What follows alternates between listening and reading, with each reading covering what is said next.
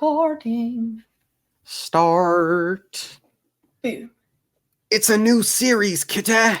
A new book and a new series. Yes, it is, Dorkus. And what better way to start off this brand new book and a brand new series than by discussing the epilogue chapter of the last one? Mm-hmm. Naturally, we did a blind of the epilogue, so now that we've had a week to sit with it, do you have any elevator thoughts, Kitty? I would much rather just respond to yours. I'm happy. I'm still happy with it. I'm still happy with the ending. Yeah, my thoughts are the same, just less. No, not making sense.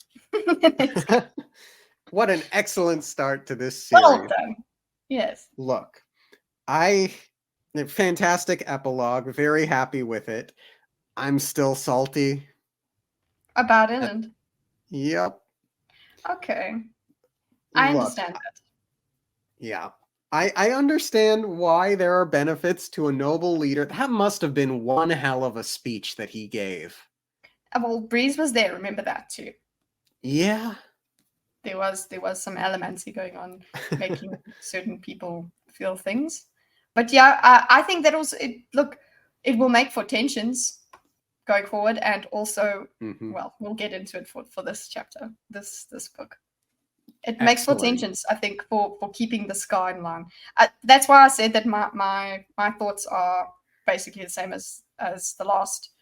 I also just wanted to just reiterate that it does feel like you could end there, and that's a good end of the book, and maybe you don't go to the next book. It's like that was a story. So I agree with, obviously, with Sanderson. What he's trying to do is make them stand alone as stories. And of course, you want to go to the next one, duh. But it closes off in a good enough way, I think so. Yeah, it was a very sweet ending. Now, with that said, hello and welcome to the No One Asked You podcast. For this particular series, I am joined by my wonderful co-host, That Darn Kitty. Dorkus and I are both going into the story completely new, with almost no knowledge of the story or world. Each segment, we intend to cover what happens in each new chapter and discuss our experience along the way. Hold on to your butts, because this is Ascension Unleashed, a blind read-through. And today we will be covering Chapter 1. Chapter 1!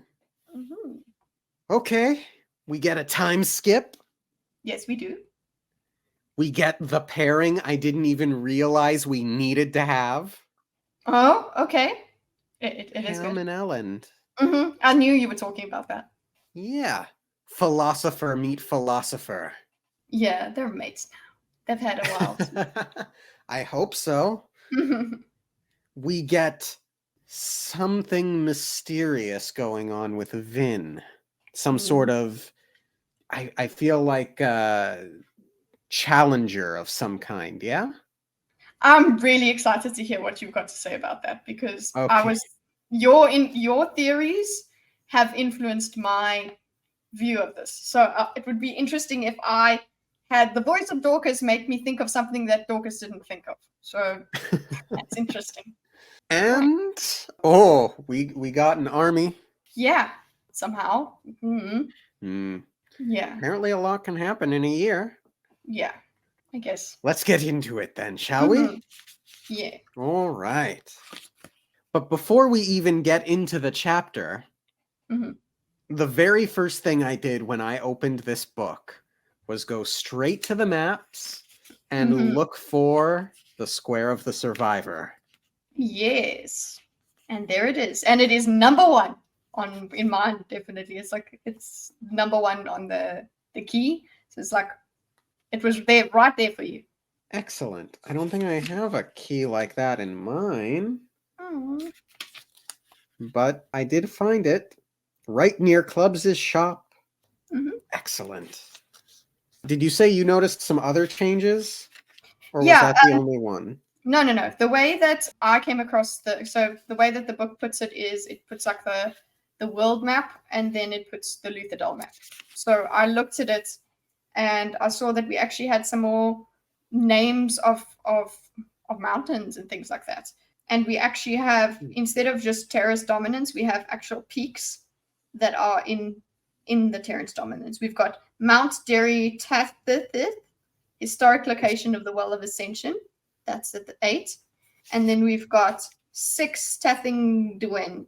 So that makes me go, woo, I can't wait for that, because why is that relevant? Why are we talking about that? That's very cool. So that's what, do you have that in your book? So I see the Final Empire, 1021. I do see Tathing Duen in Terrace Dominance. I see Argui, Haverfrex, Holstep, Valtro. I remember those. I don't think I see what you see. Wow. So yeah, so what I've got is Lutherdale, Pitsapath, St. Ertrude, Frederick City. So that's the one you're looking at. Yes, that I see. Tremadar, Tathing Duen. But yeah, I mean, obviously the historic location of the Well of Ascension. I was like, okay, well, thanks for letting us know that. You could have just put Mount Derry Tathith. But yeah, I was just, I literally took this and looked at it, compared it to the previous one, and in the previous one we did just have the word Terrace dominance. We didn't have each of those peaks there. So I'm excited. That's just a little tidbit where you're like, oh, where we going? And then yeah, there was the great when I went into Lutherdale just to see what was changed. The first thing I noticed was Square of the Survivor. And then I was just looking around to see how that relates to everything else. And yeah, there's these canals, Scar Market. So I actually like because before the previous book also had just a lot of canton this and that in the previous map. Now it's not, because there's no cantons, I suppose, anymore. So yeah, that makes sense. Nice. It does. And then of course I read the preface next, and there were a couple of things that stood out to me. That this is one of the more difficult books that he's written. That this is the story he originally wanted to tell. Like, he was questioning whether or not he even wanted to tell the story of the fall of the Lord Ruler, because he really wanted to tell the story of what happens after the revolutionaries win. Okay, so can you explain, because I think our editions are different. Because mine is just acknowledgements, and it talks about alpha readers, and just it's just thanking people. So it's not so much about. Well, there's acknowledgements, and then there's preface. I don't have it. Interesting. So I'm referring to a passage. Perhaps ironic in all of this is that the Well of Ascension was the story I first wanted to tell. Yeah, I'd been tempted. Oh no. Yeah, I'm looking. I'm literally going all the way. I've got for Phyllis, who may never understand my fantasy books. Thanks, Grandma. Then contents, part 1, Heir of the Survivor, part 2, blah blah blah. There's 3 summary of book 1. That's interesting. That's neat. I don't have that. Yeah, so mine is Tor Books, the white one.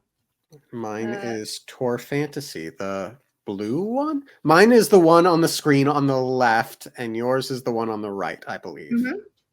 Yeah. Sorry, imprint of the Ryan Publishing Group, published in Great Britain. Dragonsteel Entertainment. Anyway, point is, I don't have a preface. Please continue talking about the preface. So he's saying he was hesitant to start at book 1. Everyone wrote stories about bringing down an empire, but I'd rarely seen a story about revolutionaries forced to become politicians, what happens after you topple a government. And then he went on to talk about getting to really dig into character motives and making them make hard decisions. And that all sounds incredibly exciting to me out of this book. So I'm very, very excited for the character drama, I suppose you could say. Okay, so he's basically saying, look, like you said earlier, this is the story he wanted to tell. So he set it up like this was his main story, I suppose. Like, it came to him first, and then he's like, okay, well, I'll introduce the story, so I'll write that first book. Yeah. Okay, that's cool. This seems like it'll get even juicier, and as we've also been told, like, this was his first series, I think. So he started to really come into his stride. So let's see. I think what an interesting conversation after we are done with this one is to compare the two books. What do we feel? What is different? Yeah. And I think we'll have that discussion along the way as well. Agreed. Now, finally, without further ado, Part 1, Heir of the Survivor. I write these words in steel, for anything not set in metal cannot be trusted. Interesting. Yeah, that is one very specific line. I'm getting very, very serious vibes. I'm getting very intense energy from this character. Anything not set in metal cannot be trusted. Why? That makes you go like, okay, but writing anything, you could write that. You could still lie in metal. Well, I don't understand, but okay. I'm imagining someone very far removed from society. Someone who is very much a loner. Paranoid, yeah. That's all I've gleaned from that. I don't know how much else there is to glean yet. Yeah. So let's go to the meta level at least. Then remember, we wanted to know whether we were going to get these sort of what were they? Epigraphs? Epigraphs, yes. We were wondering whether we were going to get them in the book 2. Answer, granted. I'm wondering how these are going to function, considering the function we had for them in the previous book. It was very specific. It came from the Lord Ruler's book, and that's where we got it from. Here, is this another mystery box that he's placed on top of everything? And do we find out? So is it going to be the same feel where we just get disappointed? I'm excited. It's great that we have them. Yeah. Super early prediction. What if these words that he's writing in metal are like at the Well of Ascension, like some sort of message to people visiting the Well of Ascension? Yeah, that's what I imagine. That's what I imagined. That's exactly what it just feels like.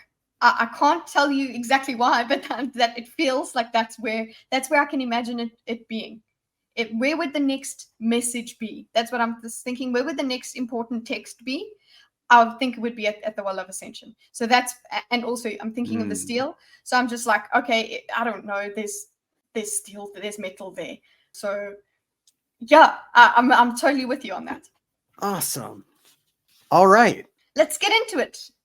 The army crept like a dark stain across the horizon. King Elend venture. That's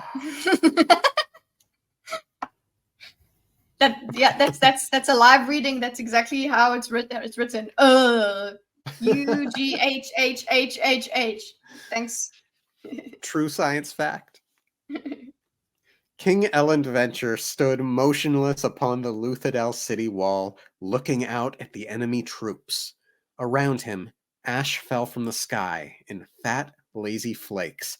It wasn't the burnt white ash that one saw on dead coals. This was a harsher, black ash. The ash mounts had been particularly active lately. So I read that and I'm just thinking, ominous. Yes. I was going to ask you if you had any takes on that. I think it sets the tone for what this book is going to be. Straight up. Yeah. Tense. That's why I was happy with the happy-ish ending of the first book, because or we knew all of that stuff was going to come to fruition. You called something that we see now. So yeah, that I definitely I get a sense of the book from coming off the previous one, and of course from reading this now. Elend felt the ash dust his face and clothing, but he ignored it. In the distance, the blood-red sun was close to setting. It backlit the army that had come to take Elend's kingdom from him. How many? Elend asked quietly. 50,000, we think, Ham said, leaning against the parapet, beefy arms folded on the stone. Like everything in the city, the wall had been stained black by countless years of ash falls. 50,000 soldiers. Elend said, trailing off. Despite heavy recruitment, Elend had barely 20,000 men under his command, and they were peasants with less than a year of training. Maintaining even that small number was straining his resources. If they'd been able to find the Lord Ruler's Atium, perhaps things would be different. As it was, Elend's rule was in serious danger of economic disaster. Right. Just a thing for you, came to take his kingdom from him. That was a line. Yeah, there was something a little possessive in that strain of thought. I didn't, especially going into it with your thoughts on Elend as king. I'm like, there it is. I don't like that. Yeah, I don't necessarily think anything was meant by it, so to speak. So it's not weighty to you. It's not trying to establish anything character-wise. I just know, yeah, I agree. It doesn't mean anything, but my reaction was a thing. Yeah. That's what I'm saying. Yeah. And I had that reaction too. Yeah. And then I thought 20,000 men, okay, that's not nothing. It's... And you're in a city, you've got walls. Yeah. Nice callback, obviously, reminder. The Atium was not found. We don't know what happened to that. There's no Atium. Yeah. As a whole, this chapter does an excellent job. Like, I thought if I hadn't read the first book, I would be sufficiently caught up here in the second. Yes. So that was really well done. What do you think? I don't know, El. Kelsier was always the one with the vision, but you helped him plan. You and the others, you were his crew. You were the ones who came up with a strategy for overthrowing the Empire, then made it happen. That's that exposition that I guess you need in that first chapter. If I'm being critical, it's a little clunky, but at the same time, it is that first chapter, and he's trying to get everyone on board, I think, yeah? Yeah, he's establishing things. It's an establishing shot. Ham fell silent, and Elend felt as if he knew what the man was thinking. Kelsier was central to it all. He was the one who organized, the one who took all the wild brainstorming and turned it into a viable operation. He was the leader, the genius. And he died a year before, on the very same day that the people, as part of his secret plan, had risen up in fury to overthrow their god emperor. Elend had taken the throne in the ensuing chaos. I also had that reaction at that sentence as well. Again, the reaction just from took the throne. Yeah. In the chaos, he just took it because it was empty. Yeah. Now it was looking more and more like he would lose everything that Kelsier and his crew had worked so hard to accomplish. That sentence sort of redeems it because it firmly sets Elend in the Team Kelsier camp. Yes. So there's that at least. Lose it to a tyrant who might be even worse than the Lord Ruler. And at that, I was just, come on, Elend. Come on. What? Do you hate him that much kind of thing? I mean, we learn who this opponent is in like 2 sentences, and really, Elend, Okay. worse than the Lord Ruler? I know he's who he is, but come on. Like, and you've had long enough to talk to Vin about him and learn about him. So,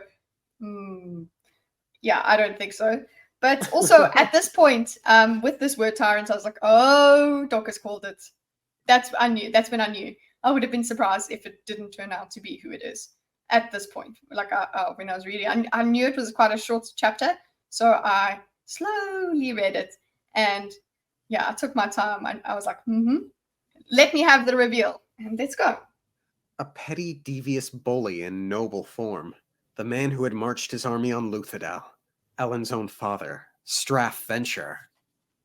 So you said I called it just now, right? You did. But I expected Straff coming back hat in hand saying, so you're a king now. We're cool, right? I guess that is the format that it took, but you knew that Straff Venture was not done. He was not done. He was going to be a factor in the next book. That's what I mean. Like there's going to be a conflict of some sort with with Elend and his dad. Maybe there was some hat in hand stuff, and then it was, this is because of the time jump. A lot could have happened before he amassed this army, because that's another thing. It's quite a big army, and where the hell did he get that from? And who would join his army? Like, I would imagine the Scar, like, screw you, noble people. Like, I just don't get it. So I wonder if that's a question for me, is just how did he amass that much support? Like, yeah, it just makes no sense to me. But yeah, that there could have been some interpersonal drama where they're sending messages to each other and, trying to negotiate because he's a certain way. It's not like he just walked up and just, that's the first adventure that he sees of venture. So, right. Now, the other thing I also want to insert here is 20,000 soldiers. I think, especially in a city with walls, it's not going to be pretty against 50,000, but I do think it's winnable. It's not open and shut. Yeah. It's a possibility. Yeah. Yeah, absolutely. Any chance you can talk them out of attacking? Maybe. Assuming the assembly doesn't simply surrender the city. So there's an assembly, you say? Yes. Not a canton. Yeah, assembly. It's a capital A. It's a thing. But they're thinking about surrendering the city. Why on earth? Yeah. So who would have assembled? What kind of assembly would do that?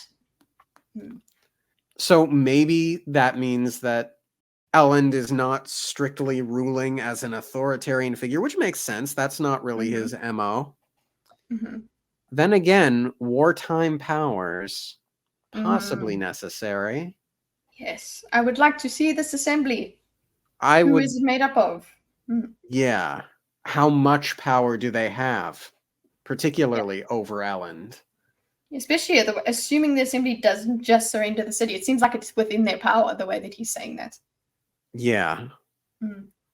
So wartime power might not be a thing that he has. He's a policy man. He puts policies together and things. So he might have put that in earlier, that he doesn't get this authoritarian, as much as he is called king. Yeah. Giving power to the people sounded like a good idea at the time. Exactly. Oopsie. They close? I don't know, honestly. I worry that they are. That army has frightened them, Ham, and with good reason. Anyway, I have a proposal for the meeting in 2 days. I'll try to talk them out of doing anything rash. Doxson got back today, right? Ham nodded. Just before the army's advance. Okay, so Doxson got back today, and they also cover some other crew members in a little bit, but they're sending people out of the city. So this is not martial law. Okay. Yeah. Folks aren't forced to stay within the confines of the city or whatever. And just because we're immediately introduced to an opposing figure doesn't mean that they haven't been able to establish decent relations elsewhere. Yeah, exactly. It's been quite a while. Oh, just in general, while we're here, are you enjoying this time jump? I think it's fine. It's close enough that I think it's close enough to the end of the last book that it doesn't feel like we've gone too far in the future. I think it works really well to tease people that have read the first book, obviously. That's the main audience. It does really well to be like, okay, you can now start asking immediately. You, as a previous book reader, you can start asking questions of, ooh, what happened with this? What happened with this? Oh, what did they learn about the Atium? There's so many extra questions that you can ponder because of this time jump. And I like starting with it because you're like, what else has changed? What else is going on? Yeah. Interesting thing that I thought about was who makes up the bulk of Straff Venture's army. Is it mostly noblemen or is it mostly Ska? Because I can't imagine there would be Ska that would want to fight for Straff Venture when Elend Venture is the kingdom that is presumably For for Ska rights. Yeah. Mm-hmm. Yeah. But 50,000 noblemen seems like a lot. Yeah, it doesn't seem possible. So I don't know how you would convince them. Sorry. Especially since the noblemen apparently don't breed as fast as the Ska. Mm-hmm. So who knows? Well, the empire is vast. What kind of lies could they have told to get the Ska to believe a certain thing? So, yeah. Just before the armies advance, I think we should call a meeting of the crew. See if we can come up with a way out of this. We'll still be pretty short-handed. Spook isn't supposed to be back for another week, and the Lord Ruler only knows where Breeze went. We haven't had a message from him in months. Okay, the Lord Ruler, Ham? Break that habit. It's an old habit.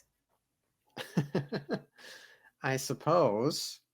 But where's Breeze gone? Is he okay? I know. I hope he's okay. That's immediately what I'm like. We can't have Breeze gone. So help me, if something happens to Breeze. We stop. We're quitting. Elend sighed, shaking his head. I can't think of anything else, Ham. He turned, staring out over the ashen landscape again. The army was lighting campfires as the sun set. Soon the mists would appear. I need to get back to the palace and work on that proposal, Elend thought. Where'd Vin run off to? Ham asked, turning back to Elend. You know, I'm not sure. Bum, bum, bum. Mm-hmm. Scene change. Mm-hmm. But not a bad POV. Again, it is very exposition heavy, not without reason. Mm-hmm. First chapter. Yep. And I am very excited for this Elend Straff confrontation. As much as I have my issues with Elend, I'm all about this. Mm-hmm. You're not pro Straff. No, I'm not pro Straff. I'm very pro Kelsier. Mm-hmm. So I guess I have to be. Yeah. I mean, between Elend and Straff, yes, I'm with Elend. Mm-hmm. But, oh man, the drama. All right. Vin landed softly on the damp cobblestones, watching as the mists began to form around her. They puffed into existence as darkness fell, growing like tangles of translucent vines, twisting and wrapping around one another. The great city of Luthadel was still. Even now, a year after the Lord Ruler's death and the rise of Elend's new free government, the common people stayed in their homes at night. They feared the mists, a tradition that went far deeper than the Lord Ruler's laws. Vin slipped forward quietly, senses alert. Inside herself, as always, she burned tin and pewter. Tin enhanced her senses, making it easier for her to see in the night. Pewter made her body stronger, made her lighter on her feet. These, along with copper, which had the power to hide her use of allomancy from others who were burning bronze, were metals that she left on almost all the time. So, early on, or like middle of the way through Mistborn, we talked about how that sort of counteracts her initial instinct not to burn them for fear of being reliant on them and giving the secret away. But the secret's out by now, so I think it's fine. Mm-hmm. No, it's way fine. But she is she's still hiding herself in any case, so she's not being foolish.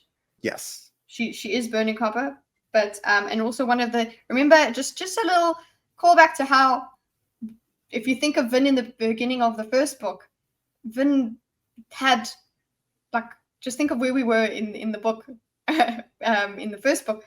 Vin had luck. She called it luck, and she would run out of it, and her metals, burning metals all the time, just would not be part of her at all. She would be like, oh, I've got to save all my resources, right?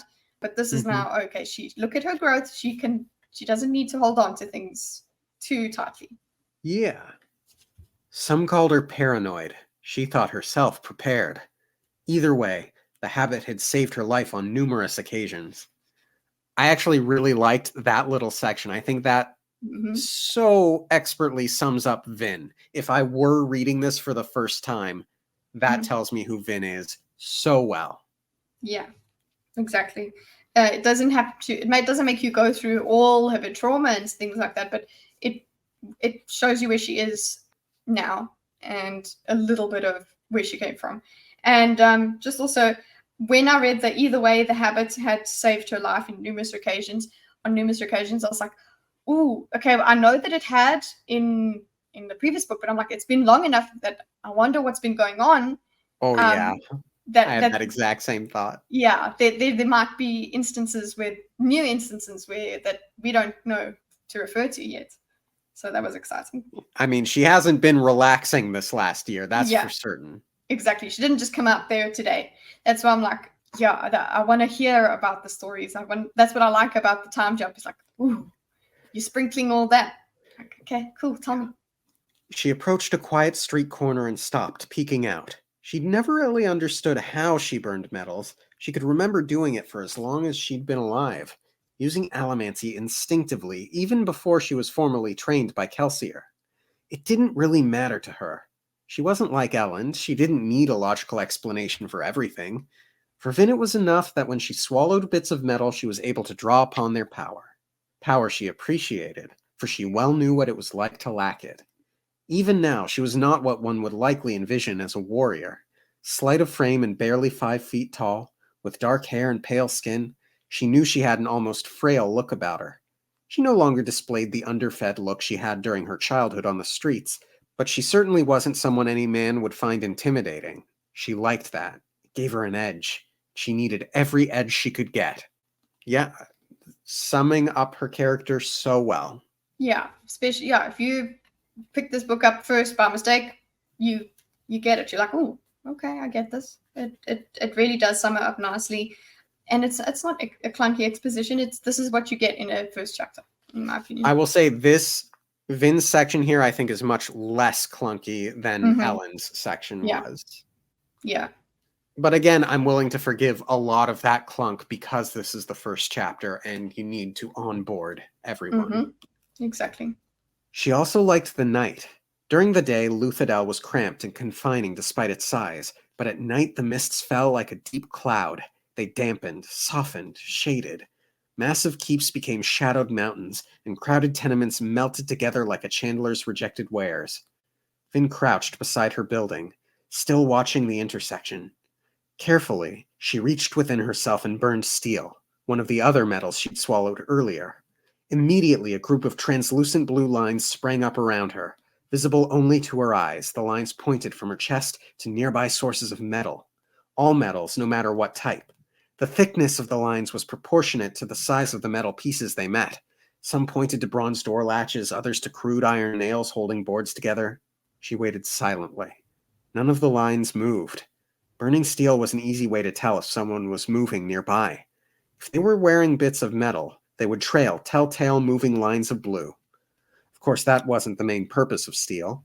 Vin reached her hand carefully into her belt pouch and pulled out one of the many coins that sat within, muffled by cloth batting. Like all other bits of metal, this coin had a blue line extending from its center to Vin's chest. Cool. Getting a very quick rundown of what allomancy is, the basic metals. Yeah, I like that. I'm happy with that basic rundown. And as a new reader, even if because you want him to have the books kind of stand alone as well, you would be like, oh, interesting. It would make you want to know more about the magic system. I can imagine us doing that if we just suddenly started here. But also a new use of allomancy that we didn't actually see in the previous, not applied in this way specifically. I know it's obvious that this is how you could use it, but Vin is demonstrating it to us. She is using it as a tracking mechanism or a view thing. So she's like seeing nothing's moving.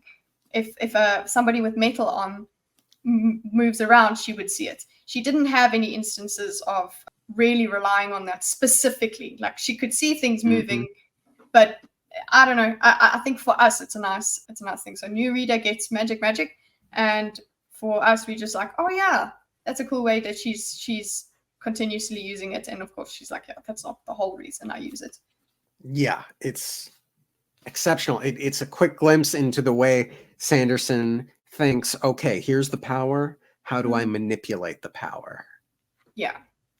She flipped the coin into the air, then mentally grabbed its line and burning steel, pushed on the coin. The bit of metal shot into the air, arcing through the mists, forced away by the push. It plinked to the ground in the middle of the street. The mists continued to spin. They were thick and mysterious even to Vin. More dense than a simple fog and more constant than any normal weather pattern, they churned and flowed, making rivulets around her. Her tin-enhanced eyes could pierce them. The night seemed lighter to her, the mists less thick, yet they were still there. A shadow moved in the city square, responding to her coin, which she had pushed there as a signal. Vin crept forward and recognized Orasur, the Khandra. Hey! Yeah. Hold it, Dish. Yeah. No, you did. I smiled when I read that. I was like, there you go, Dorkus. Woo! It is him. Yeah. So yeah, it's very neat. Sanderson, so good. It makes me really appreciate some of Sanderson's subtlety. Mm-hmm. He wore a different body than he had a year ago during the days when he had acted the part of Lord Renault. Yet this balding, nondescript body had now become just as familiar to Vin. Orasur met up with her. "Did you find what you were looking for, mistress?" he asked, tone respectful, yet still a little hostile, as always. Two things there, two big things, three big things there. Okay. One, she's still working with the Khandra. Mm-hmm. I'm glad she came around on that. Yeah, she was wanting to just be very far away from him before. I hope he's not too expensive for their atium-deficient kingdom. Mm-hmm. But we don't know the terms of its initial contract with Kelsier, so maybe he's still bought and paid for. Yeah, exactly. That's what I was hoping, is that he's still on that previous payment. Two other things, though. Mistress. He's calling her mistress. And then the juxtaposition of respectful but hostile. That was really interesting to me. Yes. That was my most interesting point from this, is I was like, respectful yet hostile. I suppose, look, he's a creature, so you get that kind of feel. He's not human. Yeah. Something very challenging in it. I hope it's challenging in a way that's meant to better her. I hope Renault or Orasur has taken it upon himself in some way to try and better her or look out for her. Yeah, when I think of that, though, I need to know more about him, because I don't feel like he's strictly benevolent. I don't feel like he's I feel like he's a neutral. So I'm not feeling the softness of him making Vin better. I'm still trying to figure out his motives and basically just what he's about. So I'm excited for that development, if there is. Very much so. But building on this, keep in mind this idea of challenging her as a way of bettering her, because I'm basically going to apply that to something that we're about to learn. Vin shook her head, glancing around in the darkness. Maybe I was wrong. Maybe I wasn't being followed. The acknowledgement made her a bit sad. She'd been looking forward to sparring with the Watcher again tonight. Sparring with the Watcher? Again? Again? And a little sad. This is something she kind of looks forward to. Yeah. And of course I think of Giles. So. Sorry, I don't get it. Buffy reference. Okay. He's her Watcher. Okay. So maybe that's why I have it in my mind, this better her, train her sort of idea in my mind. But we really don't know much of anything about this Watcher, because Vin apparently doesn't know much of anything about this Watcher. Yeah. I imagined someone big in metal, like maybe it's just a suit of armor, or like maybe something a little paladin-y. Okay. So it wouldn't be a Mistborn? I didn't go to Mistborn immediately, but it could be a Mistborn of some kind. Yeah. Also, I guess that makes sense. Yeah. Let's get through this, but I'll also give you another theory. Okay. She still didn't even know who he was. The first night she'd mistaken him for an assassin, and maybe he was. Yet he seemed to display very little interest in Elend, and a whole lot of interest in Vin. Who is he? Also, by the way, Dorkus, you did say that Vin's going to have to look for Kelsia's trainer. Mm-hmm. So what about that? Do you think this is Gemmel? I don't know. I think Gemmel's freaking ancient by now because he was old. So I'm like, but that was one of your theories, is that she will find Gemmel. So I don't know, or maybe Gemmel's son or something. Yeah, that's what I'm thinking Mistborn was. And then also the deepness is what I was then going for, is her seeing things. We don't know if this is actually real because it seems like she's just seen it, and we need her to confirm. Yeah. Yeah. What if the Watcher is some sort of herald of the deepness, or something that's supposed to seek out the hero of ages? Yeah. Because it's not interested in Elend. Yeah. Anyway, Kite, please. We should go back to the wall. Elend will be wondering where I went. Orisur nodded. At that moment, a burst of coins shot through the mist, spraying toward Vin. God damn it! I did not even turn the page after that. I was like, I'm a good girl. I'm closing the book. Did not even go to the next page. I was very excited. And I was do you think... Yeah. So do you think that's the Watcher, or do you think it's something else? I think it's the Watcher. I hope it's the Watcher. But, yeah, coins. Yeah, it should be. Someone's attacking. I don't think it's good. I guess that's the whole idea. No. Yeah. Oh, well, I thought that was a very functional, excellent first chapter. Yeah. Nice and quick, but enough hooks to make you go, let's go, if you're not reading week by week like us. Yeah. Lots to ponder, lots of new information. I have one more question, ponder-wise, just to add to the list of pondering. What about the Kolos? Ooh, is Straff's army a Kolos army? Yeah, I wonder. I don't know if that's just a misdirect that he didn't refer to him that way, because that would make more sense of why he has such a large army, because we were like, how is he going to get the Scar to be on his side? So maybe that's it. And he could probably pay them. Because I'm assuming Straff took all of his atium with him when he left the city. Yeah. Ooh. Maybe he took the Lord Ruler's atium too. Would he be able to do that? Maybe he's the one that took it all. I doubt it. I mean, maybe he took the last shipment or something. But yeah. I'm still hanging my hat on the Lord Ruler was using the atium in perpetuity for something. Train, mixed metaphor. Hanging my hat on that coat rack, hat rack, something. That they both have the same. Yeah. Well, that is it. I'm excited for the next one. Me too. Thank you for beginning the next journey with us. Yes. Subscribe to that on Kitty. Check out our channel. It's pretty good. Link in the description, probably. We'll see. Okay, thanks. Bye. Okay, thanks. Bye.